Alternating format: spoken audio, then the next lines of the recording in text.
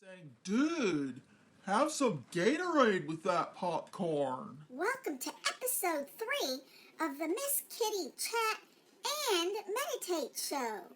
Instead of getting a free car, our guest will take the audience through a guided meditation based on their life philosophy. Our guest today is Ted Nemo, a young guy who recently discovered that electrical outlets speak to him. This should be interesting. Thank you, Miss Kitty. It is most excellent to be here. So tell me, Ted, when did you realize that electrical outlets were speaking to you? Well, I was standing in my mom's kitchen one day getting some popcorn when I kept hearing this voice. What was the voice saying? The voice was saying, dude, have some Gatorade with that popcorn. Wow, that's helpful. Profound even. Yeah, I thought so too. Does anybody else hear these voices? I asked my mom to come in, and she said she heard it too. Is that true, Mrs. Nemo? Yes, I did hear it say one time that I looked nice today. Does the electrical outlet have a name? Yes, the one in the kitchen, their name is Voltie. Here is a short video that I took of them talking to me. Socrates says, when the debate is over, slander becomes the tool of the loser. Loser! Does it have a gender?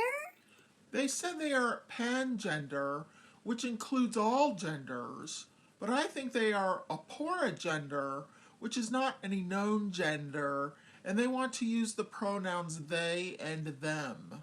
What about the pronoun it? Would that be appropriate here? After all, it is an object, not a human being. Well, Miss Kitty, yeah, that would probably be correct for a non-speaking electrical outlet. But since so many of them do talk, it seems only fair we use they, them, and not it.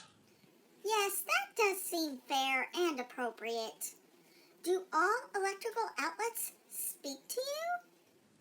Not at first, but now, wherever I go, the electrical outlets speak to me, dude. It's truly excellent. Since then, I've met electron, proton, transistor, and Karen. What happened next? I started asking questions like what kind of dressing should I use on my salad, stuff like that. But what Voltie said next was most outstanding. Oh, how so? I had just met this babe who was so excellent, so beautiful, that I was kind of nervous about asking her out, which usually doesn't happen to me. So I asked Voltie if I should ask her out and what I should say, and Voltie gave me the most triumphant advice. This is what they said. Dude, just be your most excellent self. Ask her out to dinner, bring her flowers, and treat her like she is the most special woman in the galaxy in any century. And did you ask her out? How did it go? Well, at first it was an excellent adventure. We time traveled to ancient Greece and talked all night. But a few days after we got back, she told me she was moving to France to study basic architecture and that she was thinking of transing. Well, that's disappointing. She will be so far away.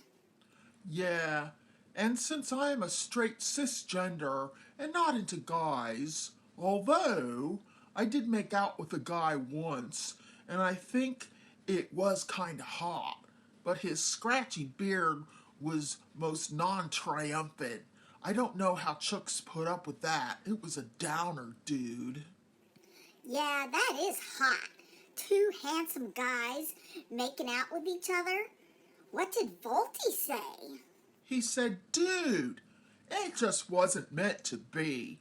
and the right woman will come along. You'll see. Do the footwork and trust in the right outcome. That is sound advice. Let's base today's meditation on that. Do the footwork and trust in the right outcome. The meditation is starting now. Ya, ya. Do the footwork. Trust in the right outcome. Float the park. And enjoy the righteous plum. Ya, ya. Thank you for watching the Miss Kitty Chat and Meditate Show. Have a nice day.